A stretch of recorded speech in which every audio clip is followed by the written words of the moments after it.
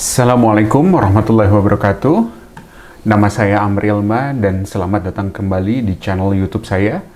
Di video kali ini kita akan melanjutkan seri membaca terjemahan Al-Quran 30 juz selama 30 hari di bulan Ramadan 1447 Hijriah atau 2026.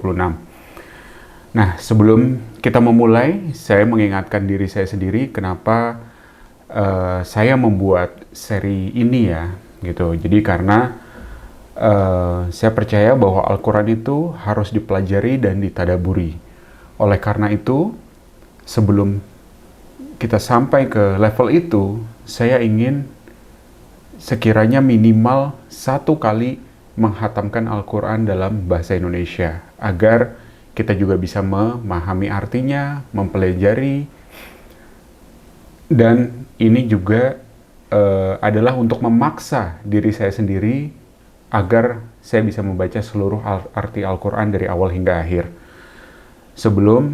Setelahnya insya Allah kita bisa lebih memperdalam lagi dengan mempelajari tafsir atau pemahaman terhadap ayat dan juga tadabbur atau merenungi isi dari Al-Quran. Nah, sebelum kita mulai, mari kita buka dengan membaca doa belajar. Bismillahirrahmanirrahim. Rabbi shrah li sadri wa yassir li amri wahlul 'uqdatam min lisani yafqahu qawli. Rabbi zidni ilma warzuqni fahma wa zidni huda. Kemudian kita lanjutkan membaca doa agar dimudahkan dalam mempelajari Al-Quran. Allahumma inni abduk ibnu abdika ibnu ummatik. Ya Allah, sesungguhnya aku adalah hambamu, anak hambamu yang laki-laki dan anak hambamu yang perempuan. Nasiyati biyadik, ubun-ubunku berada di tanganmu. Madin fiyya hukmuk, hukummu berlaku padaku. Adlum fiyya qada'uk, ketetapanmu kepadaku adalah adil. As'aluka bikulli ismin huwalak, sammaita bihi nafsak, aw anzaltahu fi kitabik, aw 'allamtahu ahadan min khalqik, aw ta'tharta bihi fi ilmil ghaibi 'indik. Aku memohon kepadamu dengan setiap nama yang menjadi milikmu, yang engkau namakan dirimu dengannya, atau yang engkau turunkan di dalam kitabmu, atau yang engkau ajarkan kepada seseorang dari makhlukmu, atau yang engkau simpan dalam ilmu gaib di sisimu. Anta ja'alal Qur'ana rabi'a qalbi. Jadikanlah Al-Quran sebagai musim semi bagi hatiku. Wa nura sadri, cahaya bagi dadaku. Wa jala'a huzni, pelipur kesedihanku. Wa dhahaba hammi, dan penghilang kegelisahanku. Amin ya rabbal alamin. Oke, kita lanjutkan ya. Seperti biasa, sebelum kita melanjutkan hari ini di juz ke-9, kita rekap dulu secara singkat apa sih kemarin yang kita bahas di dalam juz 8 gitu ya. Jadi kemarin itu ada beberapa segmen dan poin-poin utama yang telah saya catat. Yang pertama itu adalah di juz 8, yaitu ada surat Al-An'am, bagian akhirnya, dan awal dari surat Al-A'raf. Di bagian akhir surat Al-An'am itu adalah mengemukakan tentang bagaimana mengembalikan aturan kepada Allah. Jadi di surat itu membahas dan menegur kebiasaan manusia pada waktu itu gitu ya, masyarakat jahiliyah yang suka mempersulit diri sendiri dengan membuat aturan-aturan sendiri. Misalkan tentang halal haram hasil bumi gitu ya, pertanian dan juga ternak-ternak. Padahal hak menentukan aturan hidup terutama yang berkaitan dengan agama itu adalah murni milik Allah. Dan aturan dari Allah itu dirancang untuk memudahkan, bukan untuk menyulitkan. Kemudian Allah juga menurunkan 10 prinsip moral yang menjadi fondasi masyarakat yang sehat ya. Di sini ada 10 wasiat Al-Quran. Di antaranya mencangkup kewajiban berbakti kepada orang tua, perintah tegas untuk melindungi kehidupan anak-anak, menjaga harta anak yatim, hingga keharusan bersikap jujur dan adil dalam berbisnis maupun bersaksi. Kemudian di awal surat Al-A'raf itu membahas tentang asal-usul kesombongan, yaitu kesombongan merupakan dosa pertama di alam semesta, di mana Iblis diminta untuk bersujud kepada Nabi Adam, namun karena kesombongannya dan egonya yang merasa bahwa dia lebih mulia dari manusia, karena diciptakan dari api dibandingkan manusia yang diciptakan dari tanah, maka iblis tidak mau bersujud. Nah, penyakit kesombongan ini pula yang kemudian dilanjutkan di dalam surat Al-A'raf selalu menjadi penyebab kehancuran peradaban-peradaban besar di masa lalu. Kemudian Allah juga mengingatkan bahwa sebaik-baiknya perhiasan dan pelindung manusia bukanlah pakaian fisik yang menutupi raga kita ini, tetapi pakaian ketakwaan, yaitu rasa selalu diawasi oleh Allah dan bisa melindungi jiwa kita dari keburukan. Kemudian juga di surat Al-A'raf dilanjutkan dengan membahas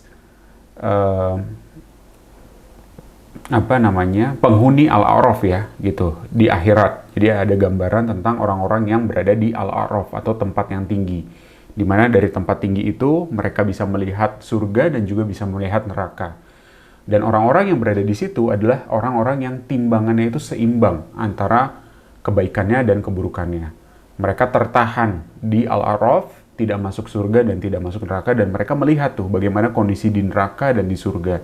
Dan akhirnya mereka berdoa agar sangat ingin dimasukkan ke dalam surga. Nah, berkat rahmat Allah dan kasih sayangnya, akhirnya penduduk Al-A'raf itu dimasukkan ke dalam surga. Nah, ini juga mungkin refleksinya adalah menjadi pelajaran bagaimana betapa berharganya satu kebaikan kecil pun di akhirat kelak.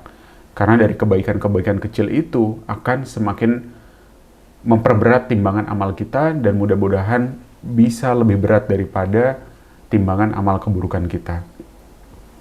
Kemudian juga juz ini ditutup dengan, juz 8 kemarin ditutup dengan kisah para nabi-nabi terdahulu, yaitu mulai dari Nabi Nuh, Hud, Soleh, Lut, dan juga Syu'aib. Jadi yang Syu'aib belum selesai, akan kita lanjutkan di juz 9 sekarang, di mana polanya itu terus berulang. Kebenaran seringkali ditolak oleh para elit dan pemuka masyarakat karena merasa kedudukannya tinggi dan juga terancam, dan penolakan dari para pemimpin tersebut yang akhirnya membawa kehancuran bagi bangsanya. Baik, itu sedikit rekap dari juz 8 kemarin. Sekarang kita bahas juz 9. Nah, kita akan menganalisa dulu struktur dari juz 9 ini, quick preview terlebih dahulu gitu ya. Jadi juz ini terdiri dari surat Al-A'raf, lanjutannya dari mulai ayat 88 sampai dengan 206. Dan juga membuka awal dari surat Al-Anfal ayat 1 sampai ayat 40. Nah, di sini mungkin kita bagi menjadi dua ya. Jadi yang pertama surat Al-A'raf terlebih dahulu, itu bisa kita lihat menjadi 4 segmen. Jadi segmen pertama melanjutkan yang kemarin, ada penutup kisah Syu'aib. Jadi para elit yang sombong gitu ya, mengancam akan mengusir Nabi Syu'aib apabila tidak kembali pada agama nenek moyang mereka. Dan di sini Allah memberikan gambaran bahwa sebelum sebuah bangsa dihancurkan, Allah selalu memberi ujian berupa kesulitan terlebih dahulu agar mereka rendah hati. Lalu diganti dengan kemakmuran agar mereka bersyukur. Namun karena mereka tetap sombong dan menganggap bahwa itu merupakan siklus biasa, Allah akhirnya menjatuhkan azab secara tiba-tiba saat mereka sedang lengah. Kemudian segmen kedua dilanjutkan tentang kisah Nabi Musa dan bagaimana perjuangannya melawan Fir'aun. Di mana di dalam surat Al-Anfal tersebut itu diceritakan babak konfrontasinya gitu antara Nabi Musa dan juga Fir'aun, di mana Nabi Musa berhadapan dengan Fir'aun yang menggunakan para ahli sihir untuk memanipulasi kebenaran. Namun Nabi Musa menggunakan mukjizatnya gitu ya, bisa menelan mengalahkan sihir-sihir para ahli sihir itu, dan juga akhirnya para ahli sihir itu menjadi bersujud dan beriman. Walaupun Fir'aun mengancam untuk menyalib dan memotong kaki dan tangan mereka. Namun, para penyihir tersebut memilih untuk mati dalam keimanan daripada terus hidup dalam kebohongan dan melayani Fir'aun. Nah, segmen tersebut juga nantinya akan membahas tentang berbagai teguran alam yang datang kepada kaum dan juga kekuasaan Fir'aun, seperti adanya banjir, belalang, kutu, katak, dan juga darah. Dan akhirnya berujung pada peristiwa pengejaran Nabi Musa ke lautan, terbelahnya lautan, dan akhirnya tenggelamnya pasukan Fir'aun. Dan kemudian dilanjutkan kisah Nabi Musa, di mana setelah diselamatkan dari Mesir, jadi Bani Israel itu telah merdeka ya dari tirani Fir'aun, tapi sebenarnya mereka masih bermental budak. Jadi ketika mereka baru menyeberang laut, mereka langsung meminta dibuatkan patung berhala untuk disembah. Nah, kemudian saat Nabi Musa itu pergi ke Gunung Sinai selama 40 malam untuk menerima kitab Taurat, umatnya, yaitu Bani Israel, malah membuat patung anak sapi emas untuk dijadikan berhala dan disembah. Nah, Nabi Musa yang pulang, kemudian marah dan juga sedih gitu ya, hingga akhirnya menegur saudaranya sendiri, yaitu Nabi Harun yang dititipkan untuk menjaga Bani Israel ketika Nabi Musa pergi ke Gunung Sinai. Nah, di sini kita melihat betapa beratnya ujian seorang pemimpin, di mana Nabi Musa harus terus-menerus mendidik dan bersabar menghadapi kaumnya Bani Israel yang keras kepala, mudah mengeluh dan tidak konsisten. Kemudian dilanjutkan dengan segmen keempat, yaitu Al-Quran menarik kisahnya jauh mundur ke belakang, gitu ya, di akhir surat Al-A'raf ini gitu. Jadi bahwa sebelum kita lahir di alam zar, Allah pernah mengumpulkan semua roh manusia dan bertanya, "Bukankah aku ini Tuhanmu?" Dan kita semua menjawab, "Benar, kami bersaksi." Ini mengingatkan bahwa setiap manusia pada dasarnya memiliki fitrah atau insting bawaan untuk mengenal Tuhan. Nah, kemudian juga di segmen terakhir tersebut ada perumpamaan tentang orang yang berilmu namun menjual prinsipnya demi harta dunia. Diibaratkan sebagai anjing yang menjulurkan lidahnya. Dan akhirnya surat Al-A'raf ditutup dengan kelembutan, yaitu perintah untuk diam dan juga mendengarkan, menyimak saat Al-Quran dibacakan. Serta anjuran untuk selalu mengingat Allah di dalam hati dengan suara yang lembut, terutama di waktu pagi dan petang. Nah, kemudian kita akan masuk ke bagian kedua, yaitu di awal surat Al-Anfal, di mana Al-Anfal itu sendiri artinya adalah harta rampasan perang. Surat ini turun tepat setelah umat Islam memenangkan Perang Badar. Nah, di sini ada transisi setelah kemenangan dari perang, namun para sahabat sempat berselisih tentang bagaimana pembagian harta rampasan perang atau ghanimah. Nah, Allah langsung menegur di dalam surat Al-Anfal tersebut bahwa harta itu adalah milik Allah dan Rasul-Nya. Allah seolah-olah menggeser fokus mereka dari urusan harta atau uang ke dalam urusan hati, di mana Allah mendefinisikan siapa orang yang beriman yang sejati, yaitu mereka yang bergetar hatinya saat nama Allah disebut dan bertambah imannya saat ayat-ayatnya dibacakan. Demikian pula ada rahasia kemenangan Perang Badar, bukan karena jumlah pasukan Nabi Muhammad yang lebih banyak atau lebih kuat, tapi karena Allah mengirimkan bala bantuan tentara malaikat di saat Perang Badar, dan juga menurunkan hujan untuk mensucikan mereka dan memberikan rasa kantuk yang menenangkan sebelum perang dimulai.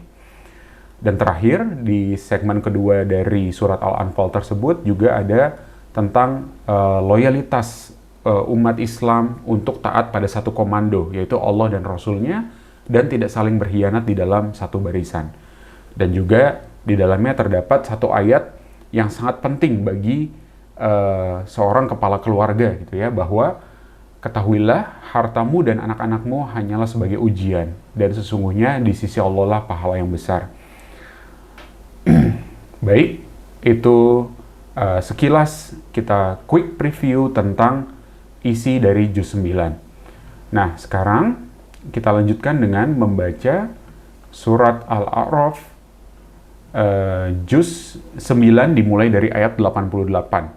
Kisah Nabi Syu'aib, namun sebelumnya kita agak mundur sedikit ke belakang ya, yaitu ayat 85-nya, di mana itu adalah awal kisah Nabi Syu'aib. Baik, auzubillahi minasyaitonirrajim, bismillahirrahmanirrahim. Dan kepada penduduk Madian, kami utus Syu'aib, saudara mereka sendiri. Dia berkata, "Wahai kaumku, sembahlah Allah.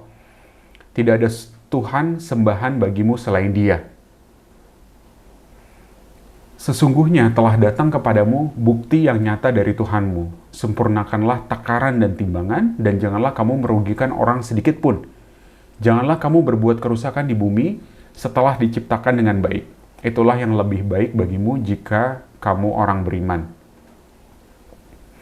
Dan janganlah kamu duduk di setiap jalan dengan menakut-nakuti dan menghalang-halangi orang-orang yang beriman dari jalan Allah dan ingin membelokkannya.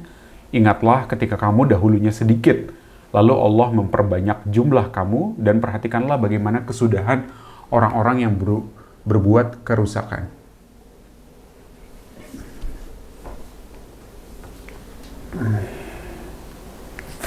Jika ada segolongan di antara kamu yang beriman kepada ajaran yang aku diutus menyampaikannya, dan ada pula segolongan yang tidak beriman, maka bersabarlah sampai Allah menetapkan keputusan di antara kita. Dialah hakim yang terbaik. Pemuka-pemuka yang menyombongkan diri dari kaum Syu'aib berkata, "Wahai Syu'aib, pasti kami usir engkau bersama orang-orang yang beriman dari negeri kami, kecuali engkau kembali kepada agama kami." Syu'aib berkata, "Apakah kamu akan mengusir kami, kendati pun kami tidak suka? Sungguh, kami telah mengada-ngadakan kebohongan yang besar terhadap Allah, jika kami kembali kepada agamamu setelah Allah melepaskan kami darinya.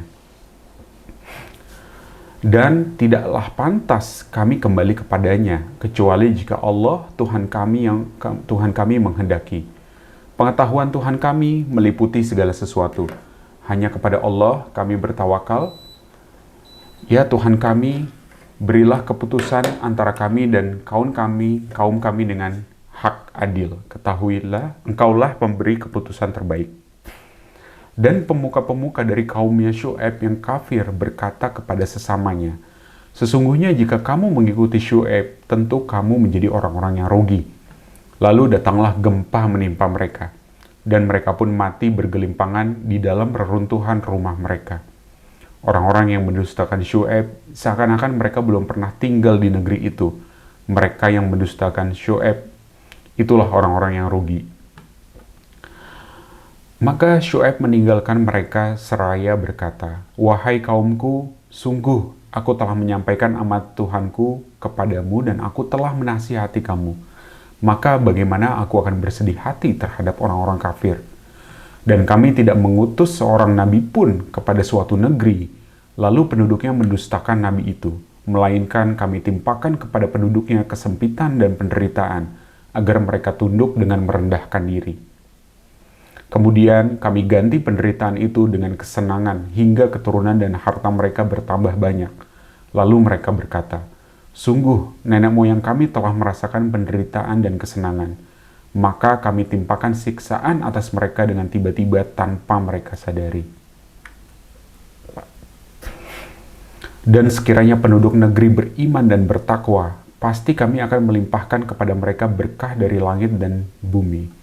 Tetapi ternyata mereka mendustakan ayat-ayat kami, maka kami siksa mereka sesuai dengan apa yang mereka kerjakan. Oke, di sini saya mau meng-highlight ayat ya. Jadi di sini ada ayat 96. Sebenarnya rumus keberkahan suatu penduduk negeri ya. Di Al-Quran udah kasih rumusnya. Yaitu kalau penduduk negeri beriman dan bertakwa, Allah akan melimpahkan berkah dari langit dan bumi. Namun kalau mendustakan, maka akan disiksa sesuai dengan apa yang dikerjakan. Ayat 97, maka apakah penduduk negeri itu merasa aman dari siksaan kami yang datang malam hari ketika mereka sedang tidur? Atau apakah penduduk negeri itu merasa aman dari siksaan kami yang datang pada pagi hari ketika mereka sedang bermain? Atau apakah mereka merasa aman dari siksaan Allah yang tidak terduga-duga?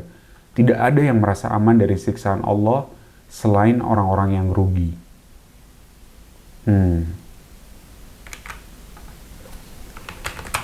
Ini ayat 97. Jangan pernah merasa aman dari siksaan Allah.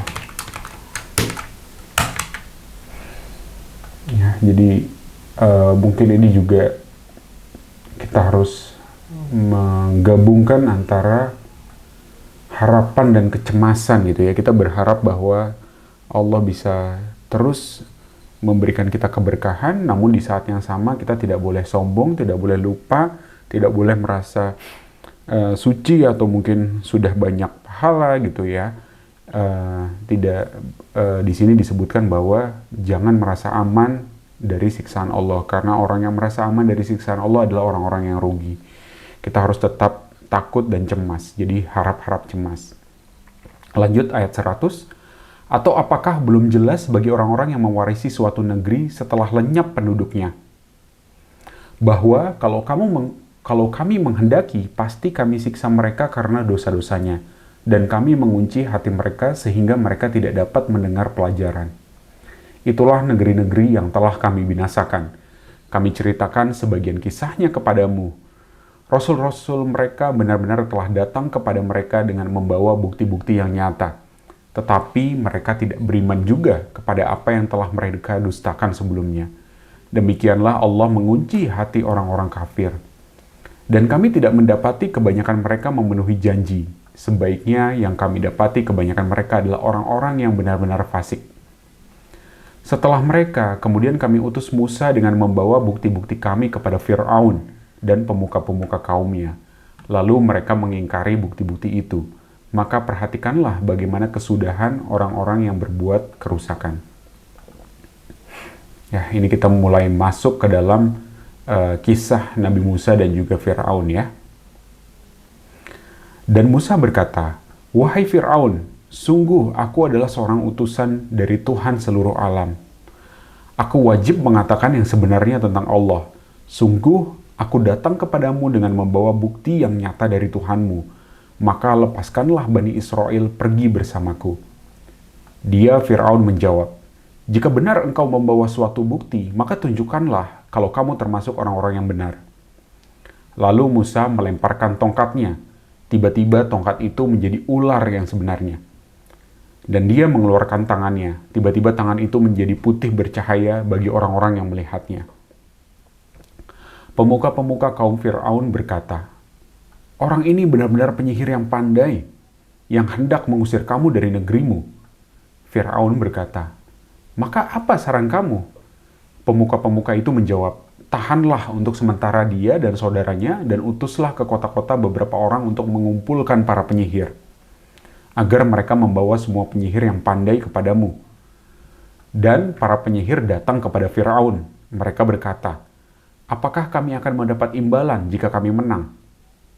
Dia Fir'aun menjawab, "Ya, bahkan kamu pasti termasuk orang-orang yang dekat kepadaku."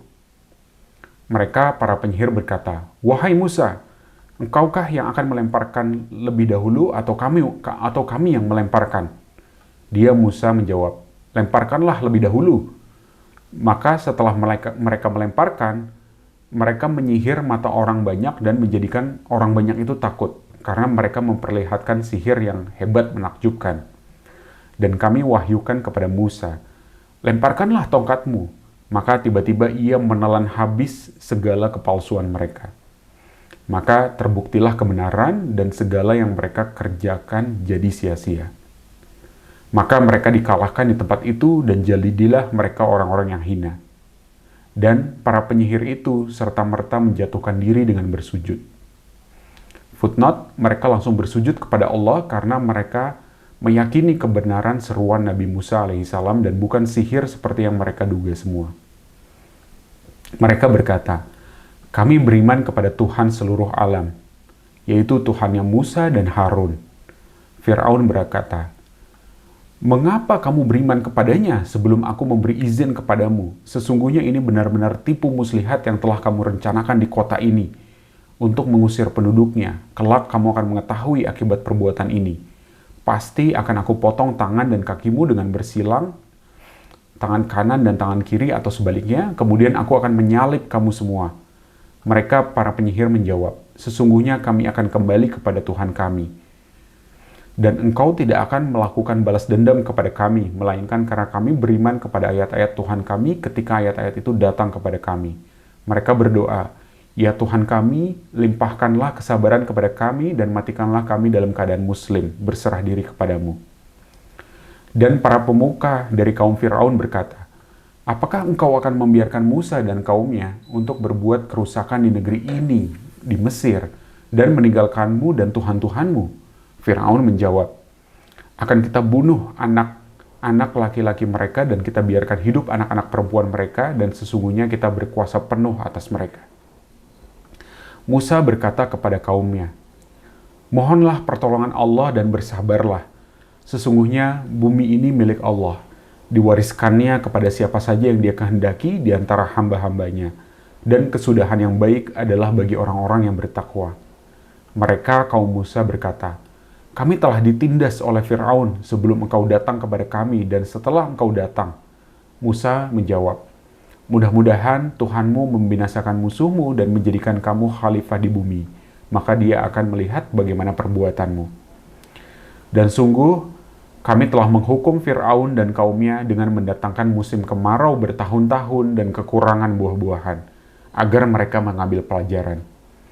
Kemudian apabila kebaikan, kemakmuran datang kepada mereka, mereka berkata, 'Ini adalah karena usaha kami sendiri.' Dan jika mereka ditimpa kesusahan, mereka lemparkan sebab kesialan itu kepada Musa dan pengikutnya. Ketahuilah, sesungguhnya nasib mereka di tangan Allah, namun kebanyakan mereka tidak mengetahui." Dan mereka berkata kepada Musa, "Bukti apapun yang engkau bawa kepada kami untuk menyihir kami tidak akan beriman kepadamu." Maka kami kirimkan bukti kepada mereka topan, belalang, kutu, katak, dan darah. Air minum berubah menjadi darah, sebagai bukti-bukti yang jelas. Tetapi mereka tetap menyombongkan diri dan mereka adalah kaum yang berdosa. Dan ketika mereka ditimpa azab yang diterangkan itu, mereka pun berkata, "Wahai Musa, mohonkanlah untuk kami kepada Tuhanmu sesuai dengan janjinya kepadamu.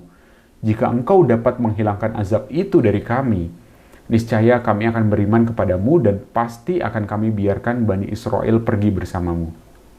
Tetapi setelah kami hilangkan azab itu dari mereka hingga batas waktu yang harus mereka penuhi, ternyata mereka ingkar janji. Maka kami hukum sebagian di antara mereka, lalu kami tenggelamkan mereka di laut karena mereka telah mendustakan ayat-ayat kami dan melalaikan ayat-ayat kami.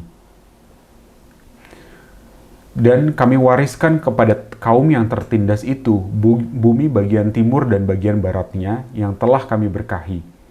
Dan telah sempurnalah firman Tuhanmu yang baik itu sebagai janji untuk Bani Israel disebabkan kesabaran mereka. Dan kami hancurkan apa yang telah dibuat Fir'aun dan kaumnya dan apa yang telah mereka bangun. Footnote, negeri Syam dan Mesir dan negeri-negeri sekitar keduanya yang pernah dikuasai Fir'aun dahulu, setelah kerajaan Fir'aun runtuh, negeri-negeri itu diwarisi oleh Bani Israel. Dan yang dimaksud dengan bangunan-bangunan Fir'aun yang dihancurkan Allah adalah bangunan-bangunan yang mereka dirikan dengan menindas Bani Israel. Seperti kota Ramses, menara yang dibangun Haman atas perintah Fir'aun. 138. Dan kami selamatkan Bani Israel menyeberangi laut itu, bagian utara dari Laut Merah. Ketika mereka sampai kepada suatu kaum yang tetap menyembah berhala, mereka Bani Israel berkata, "Wahai Musa, buatlah untuk kami suatu Tuhan berhala sebagaimana mereka mempunyai beberapa Tuhan berhala." Musa menjawab, "Sungguh, kamu orang-orang yang bodoh. Sesungguhnya mereka akan dihancurkan oleh kepercayaan yang dianutnya dan akan sia-sia apa yang telah mereka kerjakan." Dia, Musa, berkata, "Pantaskah aku mencari Tuhan untukmu selain Allah, padahal Dia yang telah melebihkan kamu atas segala umat pada masa itu? Dan ingatlah, wahai Bani Israel, ketika kami menyelamatkan kamu dari Fir'aun dan kaumnya yang menyiksa kamu dengan siksaan yang sangat berat. Mereka membunuh anak laki-lakimu dan membiarkan hidup anak-anak perempuanmu, dan itu merupakan cobaan yang besar dari Tuhanmu. Dan kami telah menjanjikan kepada Musa memberikan Taurat 30 malam, dan kami sempurnakan jumlah malam itu dengan 10 malam lagi. Maka sempurnalah wahyu yang telah ditentukan Tuhannya 40 malam. Dan Musa berkata kepada saudaranya, yaitu Harun, "Gantikanlah aku dalam memimpin kaumku, dan perbaikilah dirimu dan kaummu, dan janganlah engkau mengikuti jalan orang-orang yang berbuat kerusakan." Dan ketika Musa datang untuk munajat pada waktu yang telah kami tentukan, dan Tuhan telah berfirman langsung kepadanya, Musa berkata, "Ya Tuhanku, tampakkanlah dirimu kepadaku, agar aku dapat melihat engkau." Allah berfirman, "Engkau tidak akan sanggup melihatku, namun lihatlah ke gunung itu. Jika ia tetap di tempatnya sebagai sedia kala, niscaya engkau dapat melihatku." Maka ketika Tuhan menampakkan keagungannya kepada gunung itu hancur luluh dan Musa pun jatuh pingsan. Setelah Musa sadar, dia berkata, "Maha suci engkau, aku bertobat kepada engkau dan aku adalah orang yang pertama-tama beriman." Footnote, para mufassir ada yang berpendapat, pengertiannya adalah kebesaran dan kekuasaan Allah, dan ada pula yang menafsirkannya bahwa yang nampak itu adalah cahaya Allah. Jadi Allah menampakkannya kepada sebuah gunung, Musa diminta untuk melihat gunung itu, dan ternyata gunung tersebut hancur luluh lantak. Bagaimana juga tampaknya Allah itu bukanlah seperti tampaknya makhluk, hanya tampak yang sesuai sifat-sifat Allah yang tidak dapat diukur dengan ukuran manusia. Ayat 144. Allah berfirman, "Wahai Musa, sesungguhnya aku memilih melebihkan engkau dari manusia yang lain pada masamu untuk membawa risalahku dan firmanku. Sebab itu berpegang teguhlah kepada apa yang aku berikan kepadamu dan hendaklah engkau termasuk orang-orang yang bersyukur. Dan telah kami tuliskan untuk Musa pada lauh-lauh Taurat segala sesuatu sebagai pelajaran dan penjelasan untuk segala hal. Maka kami berfirman, berpegang teguhlah kepadanya dan suruhlah kaummu berpegang kepadanya dan sebaik-baiknya. Aku akan memperlihatkan kepadamu negeri orang-orang fasik." Footnote, lauh adalah kepingan dari batu atau kayu yang tertulis isi Taurat yang diterima Nabi Musa alaihissalam setelah bermunajat di Gunung Sinai selama 40 malam. Kemudian Allah memperlihatkan negeri-negeri orang fasik seperti Fir'aun, Ad, Thamud, dan sebagainya yang hancur bersama mereka akibat akhir kejahatan dan kefasikan mereka. Ayat 146. "Akan aku palingkan dari tanda-tanda kekuasaanku orang-orang yang menyombongkan diri di bumi tanpa alasan yang benar. Kalaupun mereka melihat setiap tanda kekuasaanku, mereka tetap tidak akan beriman kepadanya. Dan jika mereka melihat jalan yang membawa kepada petunjuk, mereka tidak akan menempuhnya. Tetapi jika mereka melihat jalan kesesatan, mereka menempuhnya. Yang demikian adalah karena mereka mendustakan ayat-ayat kami dan mereka selalu lengah terhadapnya. Dan orang-orang yang mendustakan tanda-tanda kekuasaan kami dan mendustakan adanya pertemuan akhirat, sia-sialah amal mereka. Mereka diberi balasan sesuai dengan apa yang telah mereka kerjakan." Dan kaum Musa, setelah kepergian Musa ke Gunung Sinai, mereka membuat patung anak sapi yang bertubuh dan dapat melenguh bersuara dari perhiasan emas. Apakah mereka tidak mengetahui bahwa patung anak sapi itu tidak dapat berbicara dengan mereka dan tidak dapat pula menunjukkan jalan kepada mereka? Mereka menjadikannya sebagai sembahan. Mereka adalah orang-orang yang zalim. Footnote, mereka membuat patung anak sapi dari emas. Para mufasir berpendapat bahwa patung itu tetap patung tidak bernyawa. Suara yang seperti sapi itu hanyalah disebabkan oleh angin yang masuk ke dalam rongga patung itu dengan teknik yang dikenal oleh Samiri pada waktu itu. Dan sebagian mufasir ada yang menafsirkan bahwa patung yang dibuat itu kemudian menjadi tubuh yang bernyawa dan mempunyai suara sapi. 149. Dan setelah mereka menyesali perbuatannya dan mengetahui bahwa mereka sesat, mereka pun berkata, "Sungguh, jika Tuhan kami tidak memberi rahmat kepada kami dan tidak mengampuni kami, pastilah kami menjadi orang-orang yang rugi."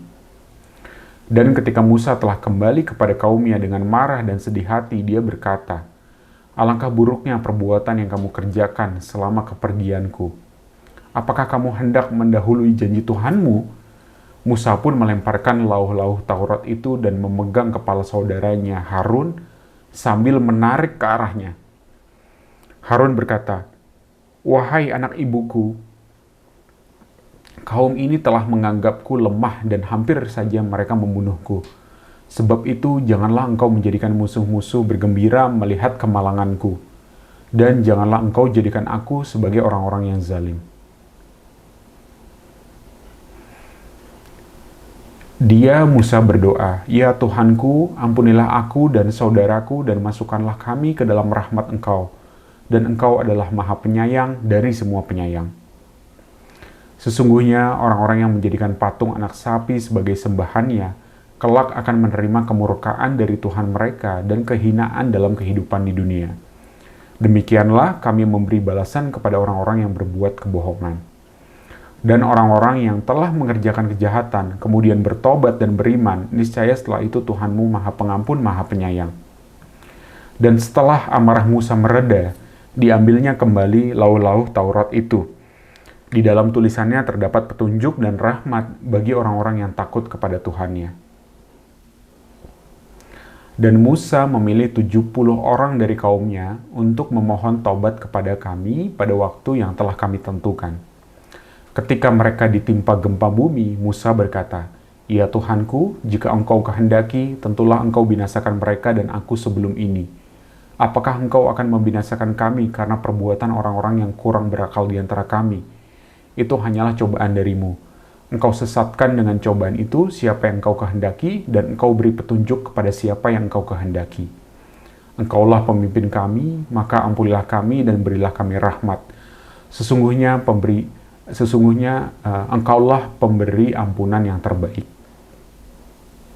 Footnote: perbuatan mereka membuat patung anak sapi dan menyembahnya itu adalah satu cobaan dari Allah untuk menguji mereka. Siapa yang sebenarnya kuat imannya dan siapa yang masih ragu-ragu. Orang yang lemah imannya itulah yang mengikuti Samiri dan menyembah patung anak sapi itu. Tetapi orang yang kuat imannya tetap dalam keimanannya.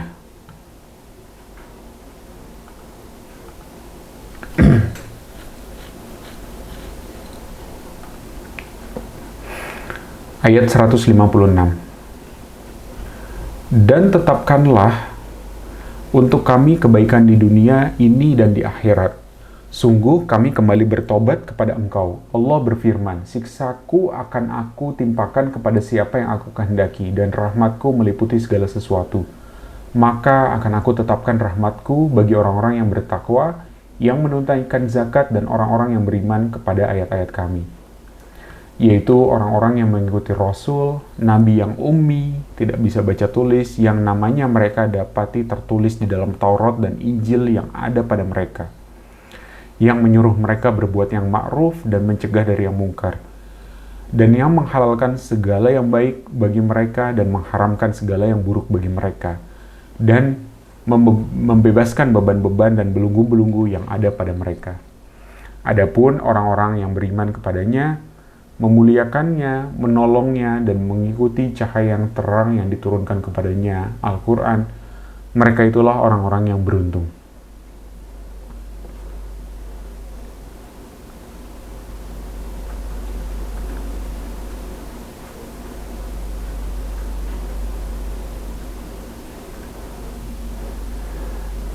Katakanlah Muhammad, "Wahai manusia, sesungguhnya aku ini utusan Allah bagi kamu semua, yang memiliki kerajaan langit dan bumi. Tidak ada Tuhan yang berhak disembah selain Dia yang menghidupkan dan mematikan. Maka berimanlah kamu kepada Allah dan Rasul-Nya, yaitu Nabi yang ummi yang beriman kepada Allah dan kepada kalimat-kalimatnya, kitab-kitabnya. Ikutilah Dia agar kamu mendapat petunjuk. Dan di antara kaum Musa itu terdapat suatu umat yang memberi petunjuk kepada manusia dengan dasar kebenaran, dan dengan itu pula mereka berlaku adil. Dan kami membagi mereka menjadi 12 suku yang masing-masing berjumlah besar. Dan kami wahyukan kepada Musa ketika kaumnya meminta air kepadanya.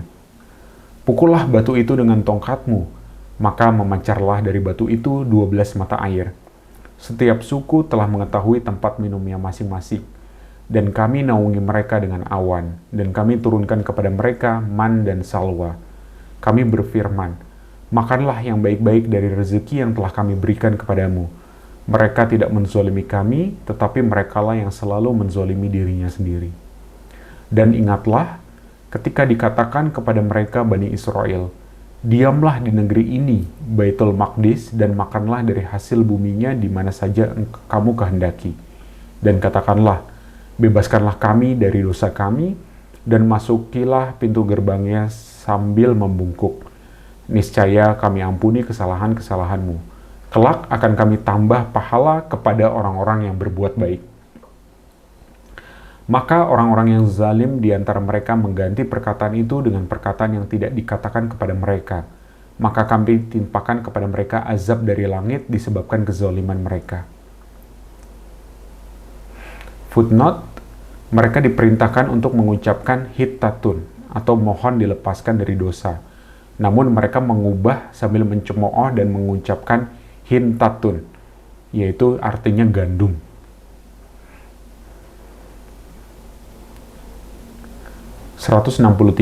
Dan tanyakanlah kepada Bani Israel tentang negeri yang terletak di dekat laut ketika mereka melanggar aturan pada hari Sabtu, yaitu ketika datang kepada mereka ikan-ikan yang berada di sekitar mereka terapung-apung di permukaan air. Padahal pada hari-hari yang bukan Sabtu, ikan-ikan itu tidak datang kepada mereka. Demikianlah kami menguji mereka disebabkan mereka berlaku fasik. Footnote-nya, menurut aturan, mereka tidak boleh bekerja pada hari Sabtu, karena hari Sabtu itu dikhususkan hanya untuk beribadah.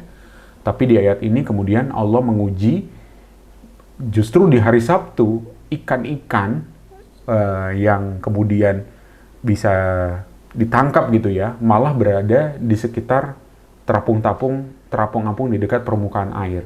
Padahal kalau bukan hari Sabtu, nggak ada ikan-ikannya di permukaan air. Tapi giliran hari Sabtu, hari yang khusus untuk beribadah, ikan itu malah muncul. Nah, itu di sini disebutkan bahwa ini sebenarnya adalah ujian.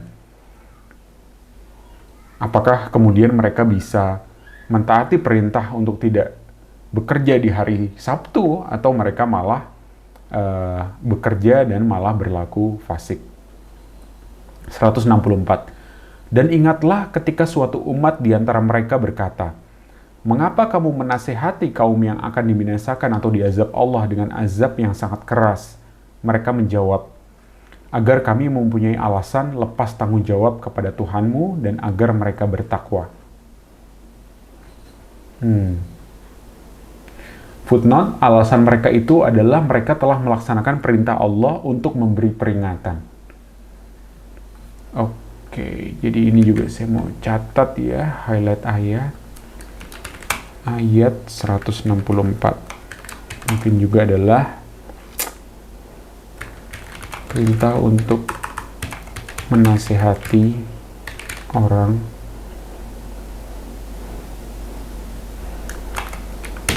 Kenapa kita diminta untuk menasihati orang gitu ya? Ada orang yang waktu itu berkata, "Mengapa kamu menasihati kaum yang akan dibinasakan atau diazab oleh Allah dengan azab yang sangat keras anyway?" gitu. Lalu mereka menjawab, biar kita punya alasan untuk lepas tanggung jawab nanti di akhirat kepada Allah. Dan nanti agar tetap berusaha agar mereka bertakwa. Jadi nanti di akhirat, apabila ditanya oleh Allah, orang-orang ini kemudian bisa menjawab bahwa kita telah melaksanakan untuk mengingatkan mereka, namun mereka tetap tidak mau mendengarkan. Gitu ya. 165. Maka setelah mereka melupakan apa yang diperingatkan kepada mereka, kami selamatkan orang-orang yang melarang orang yang berbuat jahat, dan kami timpakan kepada orang-orang zalim siksaan yang keras, disebabkan mereka selalu berbuat fasik. Jadi ayat 165-nya kita sudah menyampaikan. Salah satu keuntungannya juga adalah kita bisa diselamatkan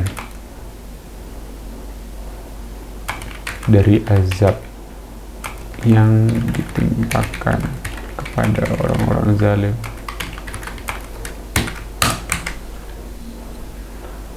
Jadi dengan kita memberi peringatan kepada orang zalim, sebenarnya salah satu keuntungannya di sini disebutkan bahwa nantinya kita bisa diselamatkan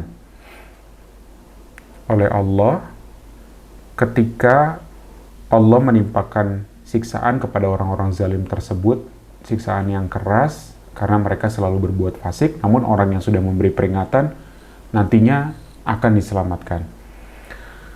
166. Maka setelah mereka bersikap sombong terhadap segala apa yang dilarang, kami katakan kepada mereka, jadilah kamu kera yang hina. Dan ingatlah ketika Tuhanmu memberitahukan bahwa sungguh Dia akan mengirim orang-orang yang akan menimpakan azab dan azab yang seburuk-buruknya kepada mereka orang Yahudi sampai hari kiamat. Sesungguhnya Tuhanmu sangat cepat siksanya dan sesungguhnya Dia Maha Pengampun, Maha Penyayang. Dan kami pecahkan mereka di dunia ini menjadi beberapa golongan. Di antaranya ada orang-orang yang soleh dan ada yang tidak demikian.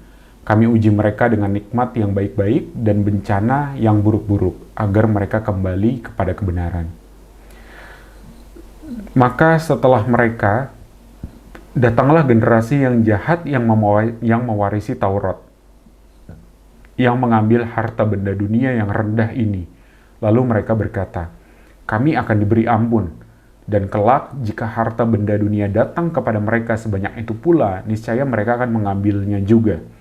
Bukankah mereka sudah terikat perjanjian dalam kitab Taurat, bahwa mereka tidak akan mengatakan terhadap Allah kecuali yang benar, padahal mereka telah mempelajari apa yang tersebut di dalamnya. Negeri akhirat itu lebih baik bagi mereka yang bertakwa. Maka tidakkah kamu mengerti? Dan orang-orang yang berpegang teguh pada kitab Taurat serta melaksanakan sholat akan diberi pahala. Sungguh kami tidak akan menghilangkan pahala orang-orang soleh. Dan ingatlah ketika kami mengangkat gunung ke atas mereka, seakan-akan gunung itu naungan awan dan mereka yakin bahwa gunung itu akan jatuh menimpa mereka. Dan kami firmankan kepada mereka, peganglah dengan teguh apa yang telah kami berikan kepadamu, serta ingatlah selalu, amalkanlah apa yang tersebut di dalamnya agar kamu menjadi orang-orang yang bertakwa. Dan ingatlah ketika Tuhanmu mengeluarkan dari sulbi tulang belakang anak cucu Adam, keturunan mereka, dan Allah mengambil kesaksian terhadap roh mereka seraya berfirman, bukankah aku ini Tuhanmu? Mereka menjawab, betul, engkau Tuhan kami bersaksi. Kami lakukan yang demikian itu agar di hari kiamat kamu tidak mengatakan, sesungguhnya ketika itu kami lengah terhadap ini.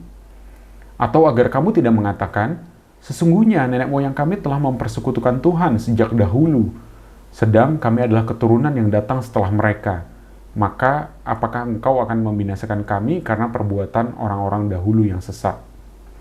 Footnote, orang-orang musyrik itu jangan mengatakan bahwa nenek moyang mereka dahulu telah mempersekutukan Tuhan, sedang mereka tidak tahu menahu bahwa mempersekutukan Tuhan itu salah. Tidak ada jalan bagi mereka, hanya meniru nenek moyang mereka mempersekutukan Tuhan. Karena itu mereka menganggap bahwa mereka tidak patut disiksa karena kesalahan nenek moyang mereka.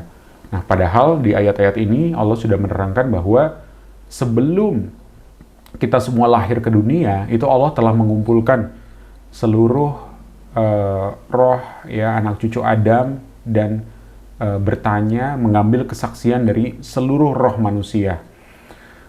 Bukankah aku ini Tuhanmu? Itu Allah berkata.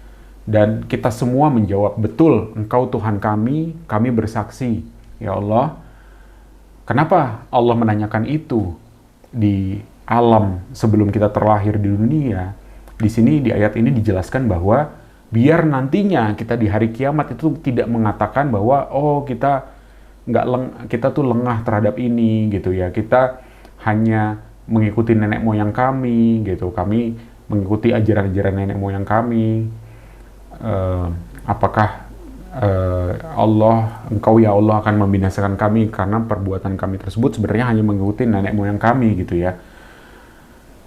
Nah, padahal kita semua telah memberikan kesaksian sebelum kita semua lahir bahwa kita mengakui Allah itu adalah Tuhan kita semua. 174. Dan demikianlah kami menjelaskan ayat-ayat itu agar mereka kembali kepada kebenaran.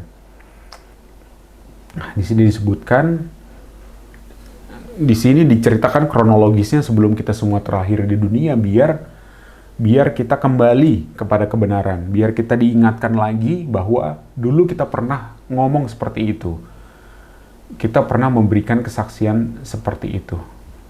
Ini ayat ini akan saya catat ya, ayat 172, bahwa kesaksian manusia kepada Allah, seluruh manusia kepada Allah sebelum kita lahir. Ya, jadi ini ada alam zor ya. Lanjut ya, ayat 175. Dan bacakanlah Muhammad kepada mereka berita orang yang telah kami berikan ayat-ayat kami kepadanya. Kemudian dia melepaskan diri dari ayat-ayat itu, lalu dia diikuti oleh setan sampai dia tergoda. Lalu jadilah dia termasuk orang yang sesat. Dan sekiranya kami menghendaki, niscaya kami tinggikan derajatnya dengan ayat-ayat itu, tetapi dia cenderung kepada dunia dan mengikuti keinginannya yang rendah. Maka perumpamaannya seperti anjing. Jika kamu menghalaunya, dijulurkan lidahnya, dan jika kamu membiarkannya, ia menjulurkan lidahnya juga. Demikianlah perumpamaan orang-orang yang mendustakan ayat-ayat kami. Maka ceritakanlah kisah-kisah itu agar mereka berpikir. Sangat buruk perumpamaan orang-orang yang mendustakan ayat-ayat kami. Mereka menzalimi diri sendiri. 175 sampai 177. Coba kita tanyakan ya.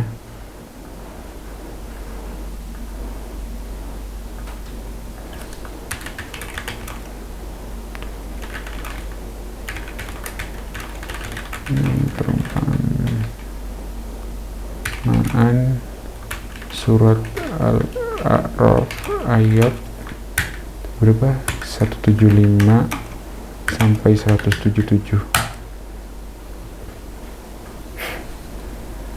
Ya. Jadi di sini Allah menceritakan tentang seseorang yang telah diberikan ayat-ayat Allah, yaitu diberikan ilmu, pemahaman, dan kedudukan agama. Namun ia melepaskan diri dari ilmu tersebut. Kata yang digunakan adalah insalohna, yang artinya seperti ular yang mengelupaskan kulitnya. Ini menggambarkan bahwa awalnya ilmu itu melekat pada dirinya, namun ia secara sadar melepaskan nilai-nilai tersebut karena merasa kulit atau ilmu itu membatasi hawa nafsunya. Nah, di sini dikasih perumpamaan anjing yang menjulurkan lidah. Mengapa anjing yang menjulurkan lidah? Ini bukan sekedar hinaan, melainkan sebuah gambaran psikologis tentang ketidakpuasan yang tidak ada ujungnya atau rakus. Seekor anjing yang menjulurkan lidah menunjukkan ia sedang kehausan atau kelelahan yang luar biasa. Uniknya, ia menjulurkan lidah baik saat diusir maupun saat dibiarkan tenang. Artinya, kondisinya tidak berubah oleh keadaan luar. Nah, maksud perumpamaan yang bagi manusia itu, seseorang yang sudah mengenal kebenaran tetapi lebih mengikuti hawa nafsu dan dunia, ia akan menderita penyakit keinginan yang tidak pernah puas. Jika ia diberi harta, ia merasa kurang dan menjulurkan lidah keinginannya. Jika ia tidak diberi harta, ia tetap merasa kurang dan menggebu-gebu mencarinya. Ilmu yang dia miliki tidak lagi mampu menenangkan hatinya karena ia sudah menjadi budak dari ambisi dunianya sendiri.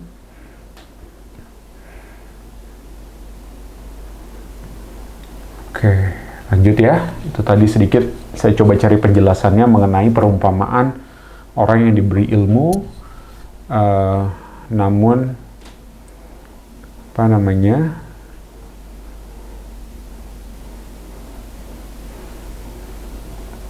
tidak mau mengikutinya gitu ya, seperti anjing yang menjulurkan lidah. Lanjut ayat 178. Barang siapa diberi petunjuk oleh Allah, maka dialah yang mendapat petunjuk. Dan barang siapa disesatkan Allah, maka merekalah orang-orang yang rugi. Dan sungguh akan kami isi neraka jahanam banyak dari kalangan jin dan manusia. Mereka memiliki hati, tetapi tidak dipergunakannya untuk memahami ayat-ayat Allah, dan mereka memiliki mata, tetapi tidak dipergunakannya untuk melihat tanda-tanda kekuasaan Allah. Dan mereka mempunyai telinga, tetapi tidak digunakannya untuk mendengarkan ayat-ayat Allah. Mereka seperti hewan ternak, bahkan lebih sesat lagi. Mereka itulah orang-orang yang lengah. Dan Allah memiliki Asma'ul Husna, nama-nama yang terbaik. Maka bermohonlah kepadanya dengan menyebut Asma'ul Husna itu, dan tinggalkanlah orang-orang yang menyalahartikan nama-namanya. Mereka kelak akan mendapat balasan terhadap apa yang telah mereka kerjakan.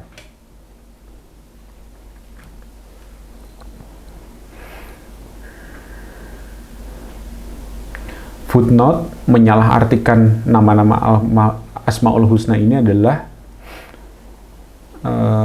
yaitu menyebut nama-nama yang tidak sesuai dengan sifat-sifat keagungan Allah atau dengan memakai Asmaul Husna tetapi dengan maksud menodai nama Allah atau mempergunakan Asmaul Husna untuk nama-nama selain Allah. Ayat 181. Dan di antara orang-orang yang telah kami ciptakan, ada umat yang memberi petunjuk dengan dasar kebenaran dan dengan itu pula mereka berlaku adil.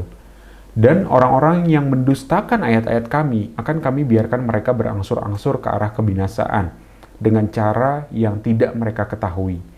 Dan aku akan memberi tenggat waktu kepada mereka. Sungguh rencanaku sangat teguh. Dan apakah mereka tidak merenungkan bahwa teman mereka Muhammad tidak gila? Dia, Muhammad, tidak lain hanyalah seorang pemberi peringatan yang jelas. Dan apakah mereka tidak memperhatikan kerajaan langit dan bumi dan segala apa yang diciptakan Allah, dan kemungkinan telah dekatnya waktu kebinasaan mereka. Lalu berita mana lagi setelah ini yang mereka percayai? Barang siapa disesatkan oleh Allah, maka tidak ada yang mampu memberi petunjuk Allah, tidak ada yang mampu memberi petunjuk. Allah membiarkannya terombang-ambing dalam kesesatan. Mereka menanyakan kepadamu Muhammad tentang kiamat. Kapan terjadi? Katakanlah, sesungguhnya pengetahuan tentang kiamat itu ada pada Tuhanku. Tidak ada seorang pun yang dapat menjelaskan waktu terjadinya selain Dia. Kiamat itu sangat berat, huru-haranya bagi makhluk yang ada di langit dan di bumi. Tidak akan datang kepadamu kecuali secara tiba-tiba. Mereka bertanya kepadamu seakan-akan engkau mengetahuinya. Katakanlah Muhammad, sesungguhnya pengetahuan tentang hari kiamat ada pada Allah, tetapi kebanyakan manusia tidak mengetahui. Katakanlah Muhammad, aku tidak kuasa mendatangkan manfaat maupun menolak mudarat bagi diriku kecuali apa yang dikehendaki Allah. Sekiranya aku mengetahui yang gaib, niscaya aku membuat kebajikan sebanyak-banyaknya dan tidak akan ditimpa bahaya. Aku hanyalah pemberi peringatan dan pembawa berita gembira bagi orang-orang yang beriman. Dialah yang menciptakan kamu dari jiwa yang satu, Adam, dan darinya dia menciptakan pasangannya, agar dia merasa senang kepadanya. Maka setelah dicampurinya, istrinya mengandung kandungan yang ringan. Dan teruslah dia merasa ringan beberapa waktu. Kemudian ketika dia merasa berat, keduanya suami istri bermohon kepada Allah, Tuhan mereka seraya berkata, jika engkau memberi kami anak yang soleh, tentulah kami akan selalu bersyukur. Maka setelah dia memberi kepadanya keduanya seorang anak yang soleh, mereka menjadikan sekutu bagi Allah terhadap apa yang telah dianugerahkannya itu. Maka maha tinggi Allah dari apa yang mereka persekutukan. Footnote, orang-orang musyrik menjadikan sekutu bagi Tuhan dalam menciptakan anak itu dengan arti bahwa anak tersebut mereka pandang sebagai hamba pula bagi berhala yang mereka sembah. Karena itulah mereka menamakan anak mereka dengan Abdul Uzza, Abdul Manat, Abdus Syams, dan lain sebagainya. Jadi dinamakan dengan nama-nama berhala. Mengapa mereka mempersekutukan Allah dengan berhala yang tidak dapat menciptakan sesuatu apapun, padahal berhala itu sendiri diciptakan? Dan berhala itu tidak dapat memberikan pertolongan kepada penyembahnya, dan kepada dirinya sendiri pun mereka tidak dapat memberi pertolongan. Dan jika kamu, wahai orang-orang musyrik, menyerunya berhala-berhala untuk memberi petunjuk kepadamu, tidaklah berhala-berhala itu dapat memperkenankan perseruanmu. Sama saja hasilnya buat kamu menyuruh mereka atau berdiam diri.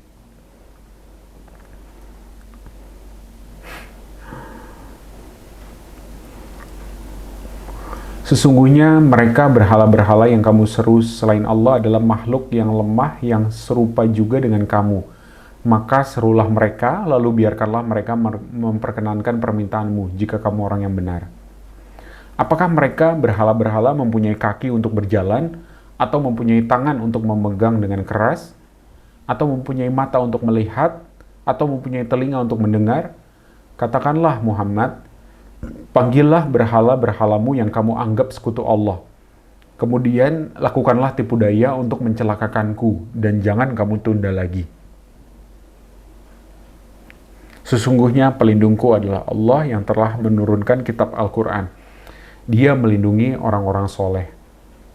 Dan berhala-berhala yang kamu seru selain Allah tidaklah sanggup menolongmu. bahkan tidak dapat menolong dirinya sendiri. Dan jika kamu menyuruh mereka berhala-berhala untuk memberi petunjuk, mereka tidak dapat mendengarnya. Dan kamu lihat mereka memandangmu padahal mereka tidak melihat. Jadilah pemaaf dan suruhlah orang mengerjakan yang ma'ruf, serta jangan pedulikan orang-orang yang bodoh. Dan jika setan datang menggodamu, maka berlindunglah kepada Allah. Sungguh, Dia Maha mendengar, Maha mengetahui. Sesungguhnya orang-orang yang bertakwa apabila mereka dibayang-bayangi pikiran jahat, berbuat dosa dari setan, mereka pun segera ingat kepada Allah. Maka ketika itu juga mereka melihat kesalahan-kesalahannya. Dan teman-teman mereka, orang kafir dan fasik, membantu setan-setan dalam menyesatkan dan mereka tidak henti-hentinya menyesatkan. Dan apabila engkau Muhammad tidak membacakan suatu ayat kepada mereka, mereka berkata, "Mengapa tidak engkau buat sendiri ayat itu?" Katakanlah Muhammad, "Sesungguhnya aku hanya mengikuti apa yang diwahyukan Tuhanku kepadaku." Al-Quran ini adalah bukti-bukti yang nyata dari Tuhanmu, petunjuk dan rahmat bagi orang-orang yang beriman. Dan apabila dibacakan Al-Quran, maka dengarkanlah dan diamlah, agar kamu mendapat rahmat. Footnote, jika dibacakan Al-Quran, kita diwajibkan mendengar dan memperhatikan sambil berdiam diri, baik di dalam sholat maupun di luar sholat. Kecuali dalam sholat berjamaah, makmum boleh membaca surat Al-Fatihah sendiri atau mendengarkan saja ketika imam membaca ayat-ayat Al-Quran. 205. Dan ingatlah Tuhanmu dalam hatimu dengan rendah hati dan rasa takut, dan dengan tidak mengeraskan suara pada waktu pagi dan petang, dan tidak mengeraskan suara pada waktu pagi dan petang, dan janganlah kamu termasuk orang-orang yang lengah. Sesungguhnya orang-orang yang ada di sisi Tuhanmu tidak merasa enggan untuk menyembah Allah dan mereka menyucikannya dan hanya kepadanya mereka bersujud. Footnote, ini adalah salah satu ayat sajadah yang disunahkan kita bersujud setelah pembacaannya atau mendengarkan baik di dalam sholat maupun di luar sholat. Sujud ini dinamakan sujud tilawah.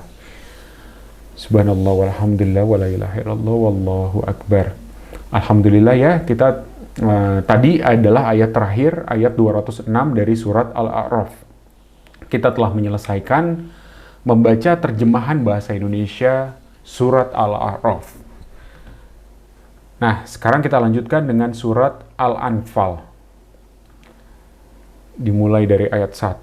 Al-Anfal ini artinya adalah harta rampasan perang. Bismillahirrahmanirrahim. Mereka menanyakan kepadamu Muhammad tentang pembagian harta rampasan perang. Katakanlah, harta rampasan perang itu milik Allah dan Rasul menurut ketentuan Allah dan Rasul-Nya. Maka bertakwalah kepada Allah dan perbaikilah hubungan di antara sesamamu, dan taatlah kepada Allah dan Rasul-Nya jika kamu orang-orang yang beriman. Sesungguhnya orang-orang yang beriman adalah mereka yang apabila disebut nama Allah gemetar hatinya. Dan apabila dibacakan ayat-ayatnya kepada mereka, bertambah kuat imannya dan hanya kepada Tuhan mereka bertawakal. Yaitu orang-orang yang melaksanakan sholat dan yang menginfakkan sebagian dari rezeki yang kami berikan kepada mereka. Mereka itulah orang-orang yang benar-benar beriman. Mereka akan memperoleh derajat tinggi di sisi Tuhannya dan ampunan serta rezeki nikmat yang mulia. Nah, ini ada definisi dari orang beriman ya. Saya catat dulu di highlight ayatnya. Kita sudah masuk ke surat Al-Anfal. Ayat 2 sampai 3. Definisi atau ciri orang beriman.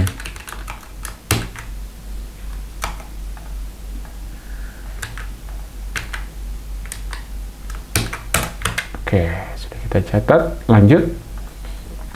Ayat 4. Mereka itulah orang yang benar-benar beriman, mereka akan memperoleh derajat tinggi di sisi Tuhannya dan ampunan serta rezeki nikmat yang mulia. Ayat 5. Sebagaimana Tuhanmu menyuruhmu pergi dari rumahmu dengan kebenaran, meskipun sesungguhnya sebagian dari orang-orang yang beriman itu tidak menyukainya. Footnote, Menurut Al-Maraghi, Allah mengatur pembagian harta rampasan perang dengan benar. Sebagaimana Allah menyuruhnya pergi dari rumah di Madinah untuk berperang ke Badar dengan benar pula. Menurut Al-Mabari, keluar dari rumah dengan maksud berperang. Jadi tadi ya, Tuhanmu menyuruhmu pergi dari rumahmu dengan kebenaran, maksudnya menyuruh keluar dengan maksud berperang. Ayat 6, mereka membantahmu Muhammad tentang kebenaran setelah nyata bahwa mereka pasti menang. Seakan-akan mereka dihalau kepada kematian, sedang mereka melihat sebab kematian itu. Dan ingatlah ketika Allah menjanjikan kepadamu bahwa salah satu dari dua golongan yang kamu hadapi adalah untukmu. Sedang kamu menginginkan bahwa yang tidak mempunyai kekuatan senjatalah untukmu. Tetapi Allah hendak membenarkan yang benar dengan ayat-ayatnya dan memusnahkan orang-orang kafir sampai ke akar-akarnya. Agar Allah memperkuat yang hak Islam dan menghilangkan yang batil, syirik, walaupun orang-orang yang berdosa itu tidak menyukainya. Ingatlah ketika kamu memohon pertolongan kepada Tuhanmu lalu diperkenankannya bagimu. Sungguh, aku akan mendatangkan bala bantuan kepadamu dengan 1000 malaikat yang datang berturut-turut. Dan tidaklah Allah menjadikannya, melainkan sebagai kabar gembira agar hatimu menjadi tentram karenanya. Dan kemenangan itu hanyalah dari sisi Allah.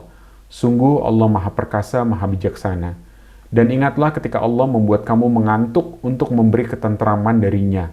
Dan Allah menurunkan air hujan dari langit kepadamu untuk menyucikan kamu dengan hujan itu dan menghilangkan gangguan-gangguan setan dari dirimu dan untuk menguatkan hatimu serta memperteguh telapak kakimu teguh pendirian.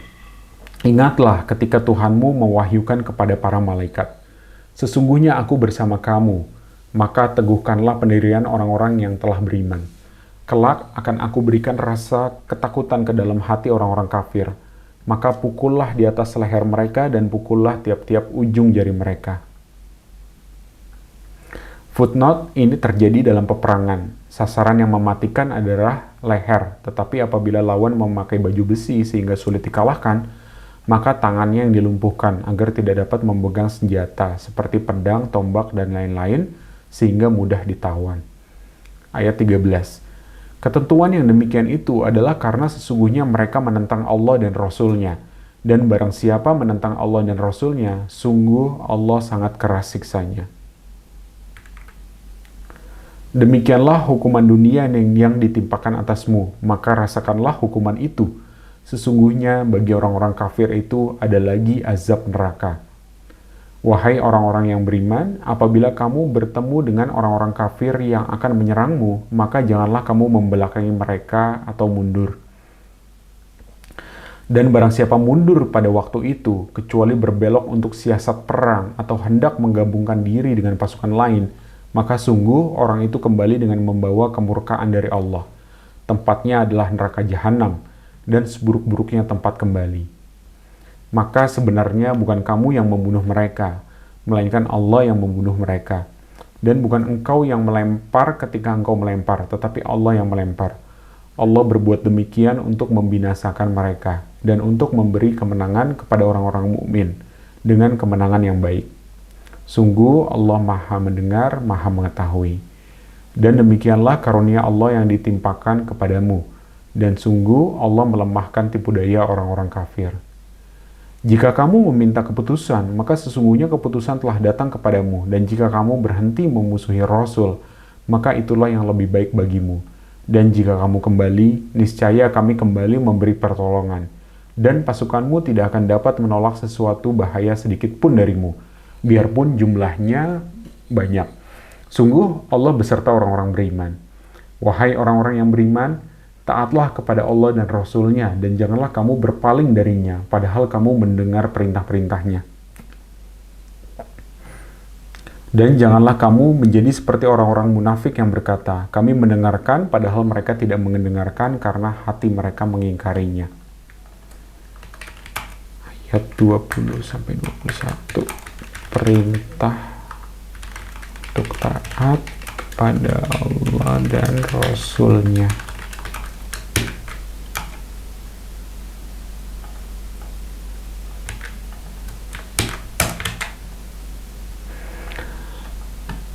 Ayat 22, sesungguhnya makhluk bergerak yang bernyawa yang paling buruk dalam pandangan Allah ialah mereka yang tuli dan bisu, tidak mendengar dan memahami kebenaran, yaitu orang-orang yang tidak mengerti. Dan sekiranya Allah mengetahui ada kebaikan pada mereka, tentu Dia menjadikan mereka dapat mendengar. Dan jika Allah menjadikan mereka dapat mendengar, niscaya mereka berpaling, sedang mereka memalingkan diri.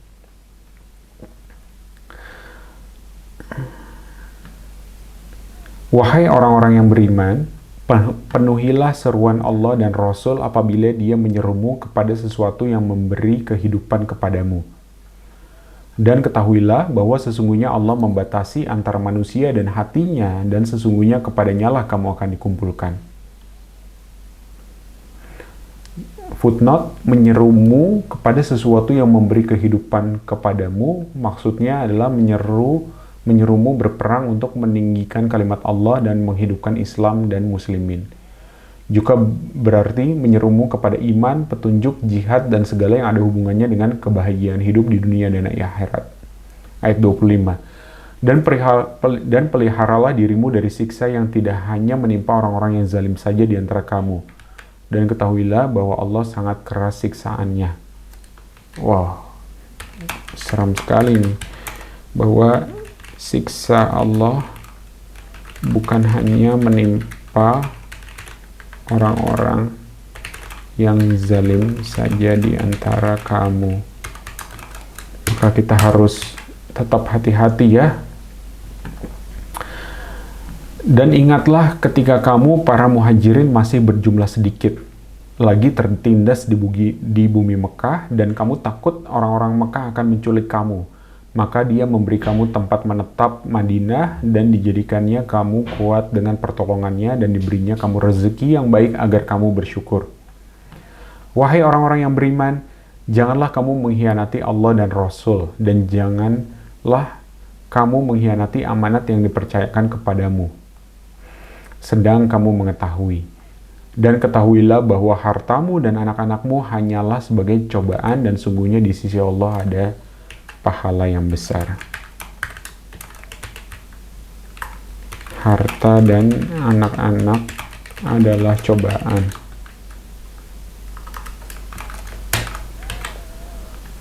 Amwalukum wa auladukum fitnah wa annallaha indahu ajrun azim.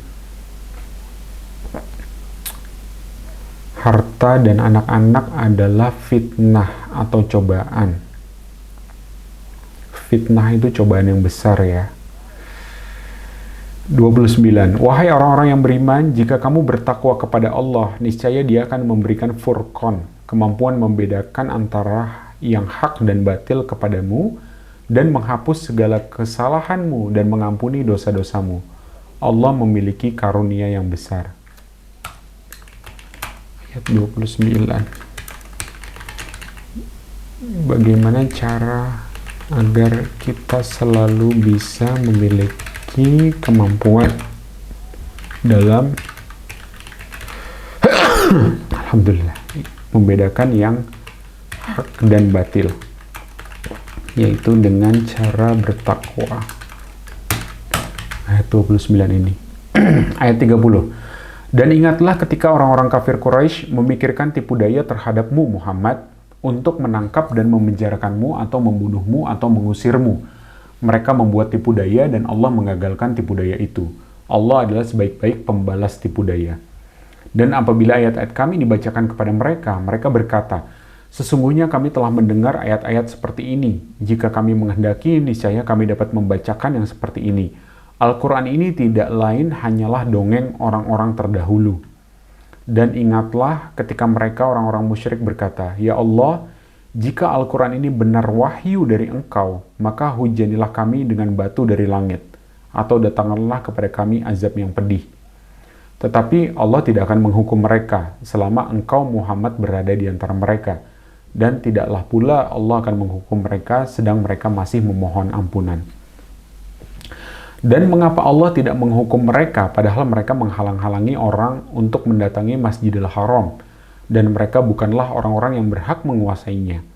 Orang yang berhak menguasainya hanyalah orang-orang yang bertakwa, tetapi kebanyakan mereka tidak mengetahui. Dan sholat mereka di sekitar Baitullah itu tidak lain hanyalah siulan dan tepuk tangan. Maka rasakanlah azab disebabkan kekafiranmu itu. Sesungguhnya orang-orang kafir itu menginfakkan harta mereka untuk menghalang-halangi orang dari jalan Allah. Mereka akan terus menginfakkan harta itu, kemudian mereka akan menyesal sendiri. Dan akhirnya mereka akan dikalahkan. Ke dalam neraka jahanamlah orang-orang kafir itu akan dikumpulkan. Agar Allah memisahkan golongan yang buruk dari yang baik, dan menjadikan golongan yang buruk itu sebagiannya di atas yang lain. Lalu kesemuanya ditumpukannya dan dimasukkannya ke dalam neraka jahanam. Mereka itulah orang-orang yang rugi. Katakanlah kepada orang-orang yang kafir itu, Abu Sufyan dan kawan-kawannya, jika mereka berhenti dari kekafirannya, niscaya Allah akan mengampuni dosa-dosa mereka yang telah lalu. Dan jika mereka kembali lagi memerangi Nabi, sungguh berlaku kepada mereka sunnah Allah terhadap orang-orang dahulu, yaitu dibinasakan. Dan perangilah mereka itu sampai tidak ada lagi fitnah dan agama hanya bagi Allah semata. Jika mereka berhenti dari kekafiran, maka sesungguhnya Allah Maha melihat apa yang mereka kerjakan. Dan ini ayat terakhir, ayat 40 di juz 9. Dan jika mereka berpaling, maka ketahuilah bahwa sesungguhnya Allah pelindungmu. Dia adalah sebaik-baik pelindung dan sebaik-baik penolong.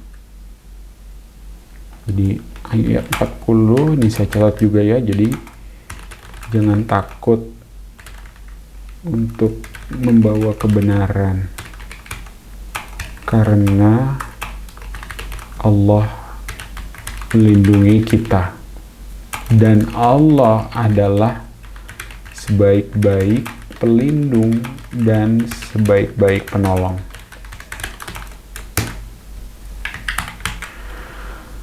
Alhamdulillahirrabbilalamin, kita telah menyelesaikan membaca terjemahan Al-Quran Juz 9, yaitu dari mulai surat Al-A'raf ayat 88 sampai 206 hingga surat Al-Anfal ayat 1 sampai ayat 40. Nah, terakhir sebagai penutup dan kesimpulan, saya ingin sedikit merefleksikan juga ya struktur dari Juz 9 yang telah kita baca tadi ya. Jadi tadi ada beberapa hal yang telah saya bacakan terjemahannya gitu ya. Jadi ada tentang kisah Bani Israel di dalam surat Al-A'raf, di mana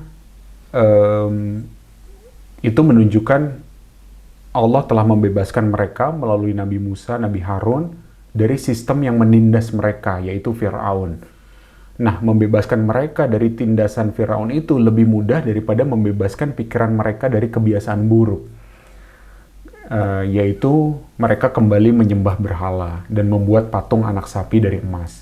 Jadi fisiknya mereka sudah bebas dari Mesir, dari cengkraman Fir'aun, tapi hati mereka masih rindu menyembah berhala.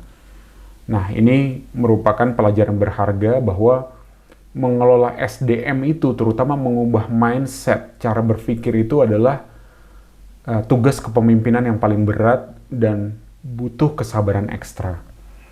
Kemudian surat Al-Anfal selanjutnya ya, tentang harta rampasan perang. Di sini seperti ada jembatan atau koneksinya gitu ya. Ketika sebelumnya di surat Al-A'raf membahas tentang kaum Nabi Musa dan juga Fir'aun gitu ya. Di awal surat Al-A'raf ini, di awal surat Al-Anfal ini, umat Islam diminta untuk melihat kembali sejarah Musa melawan Fir'aun. Bahwa Allah seolah-olah berkata, kini giliran kalian, yaitu umat Muhammad. Kalian baru saja melawan Fir'aun masa kini, yaitu Abu Jahal di dalam perang Badar. Sudah diberikan kemenangan, jadi jangan mengulangi kesalahan umat terdahulu, di mana di awal ayat surat Al-Anfal tersebut Allah memberikan perintah tentang setelah diberikan kemenangan dari perang Badar, kemudian ada harta rampasan perang dan ada peringatan-peringatan dan aturan tentang harta rampasan perang tersebut. Kemudian juga di surat Al-Anfal, hubungannya juga dengan surat Al-A'raf. Kalau sebelumnya surat Al-A'raf itu adalah ujian saat manusia berada di titik terendah, yaitu ditindas oleh penguasa. Di dalam kisah Nabi Musa, di mana Bani Israel ditindas oleh penguasa. Jadi diberikan ujian saat berada di titik terendah. Namun setelahnya di surat Al-Anfal, itu manusia kembali diberikan ujian saat berada di puncak kesuksesan. Yaitu mereka perang, menang perang dan mendapatkan banyak harta benda atau harta rampasan perang. Jadi teguran tentang perselisihan harta di awal surat Al-Anfal ini mengingatkan bahwa kehancuran sebuah gerakan sosial atau peradaban seringkali bukan karena diserang musuh dari luar, tetapi karena memperebutkan keuntungan finansial di dalam tim sendiri. Nah, kesimpulannya tadi ya, sedikit kesimpulan, jadi merubah pola pikir itu lebih susah daripada membebaskan fisik gitu tadi tentang Bani Israel. Kemudian ujian terberat kita mungkin justru datang di saat kita sukses gitu ya. Di saat kita sukses dalam sesuatu gitu ya. Itu yang mungkin lebih susah kita untuk lulus dari ujian tersebut. Kemudian disebutkan lagi, apalagi ujian yang lain, yaitu adalah harta dan anak-anak. Mengingatkan kita bahwa harta dan anak-anak itu adalah titipan dari Allah dan sekaligus merupakan ujian. Kemudian kita juga belajar bahwa kesombongan itu selalu berakhir dengan tragis ya. Di dalam surat Al-A'raf tadi juga banyak kisah-kisah tentang nabi-nabi yang kaumnya tidak mau mendengarkan dan akhirnya berakhir dengan tragis karena kesombongan para penguasanya. Dan bahwa sistem kekuasaan sehebat apapun yang dibangun di atas keangkuhan dan penindasan pasti akan tumbang. Baik, demikianlah pembahasan kita pada hari ini tentang membaca arti Al-Quran dari juz 9. Mudah-mudahan kita semua mendapatkan banyak pelajaran, banyak hikmah, dan kita semua selalu diberikan ilmu yang bermanfaat dan bisa untuk mengamalkannya. Amin ya rabbal alamin. Terima kasih banyak. Wabillahi taufiq wal hidayah. Wassalamualaikum warahmatullahi wabarakatuh.